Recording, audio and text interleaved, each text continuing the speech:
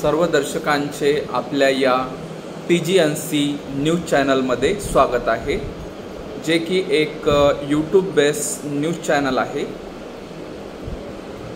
तर आजचा कार्यक्रम आहे 5 का दम बातमीपत्र। आज दिनांक 19 जुलै 2024 बातमीपत्र सादर करतो आपल्या सेवेत।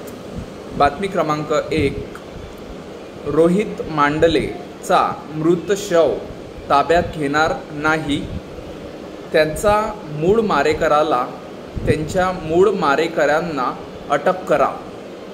नयन मांडले भावाने अटक करण्याची मागणी पोलीस प्रशासनाकडे केली।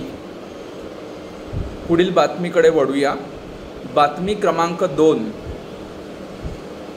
बेकायदेशीररित्या बॅनरवर महानगरपालिका अमरावतीची धडक कार्यवाही करण्यात आली।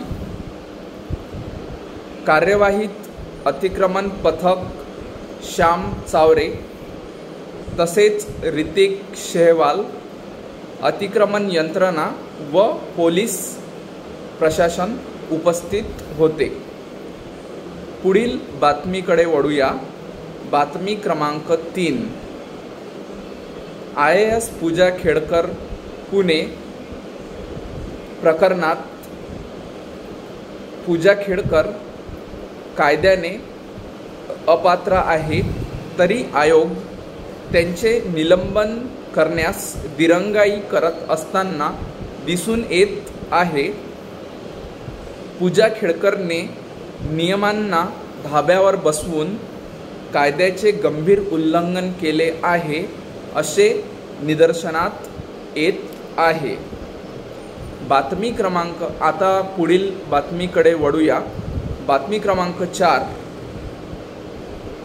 नितेश अशोकराव मेश्राम शासकीय कामात अडथळा आणल्याबाबत अटक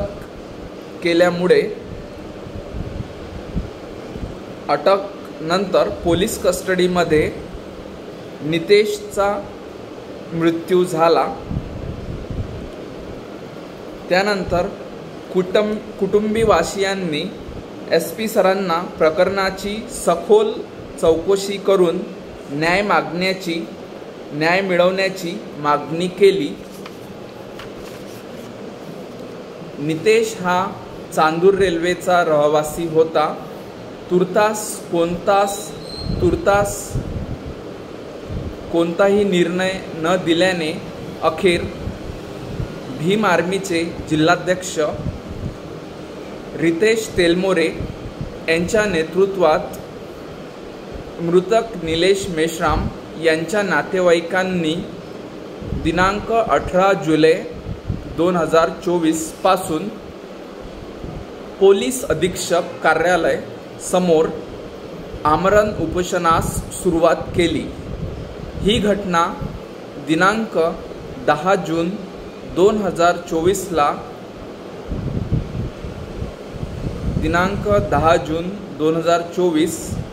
नितेशला अटक करून 13 जून 2024 त्याचा मृत्यू झाला। यानंतर आपण पुढील बातमीकडे वळूया। बातमी क्रमांक 5,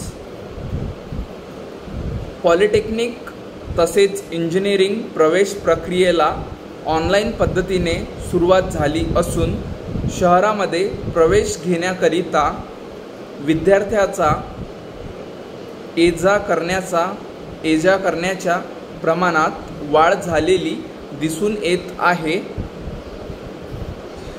बहुतांश शाळे कॉलेजची प्रवेश प्रक्रिया या कालावधीत सुरू असते।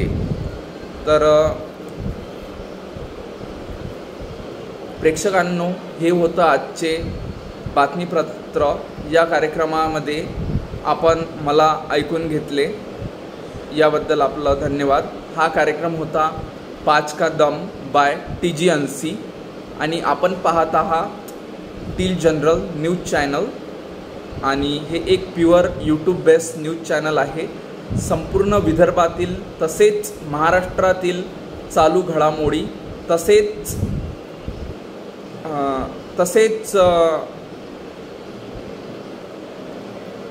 एक स्पष्टरित्या बातमी पोहोचवणारे हे एक माध्यम आहे।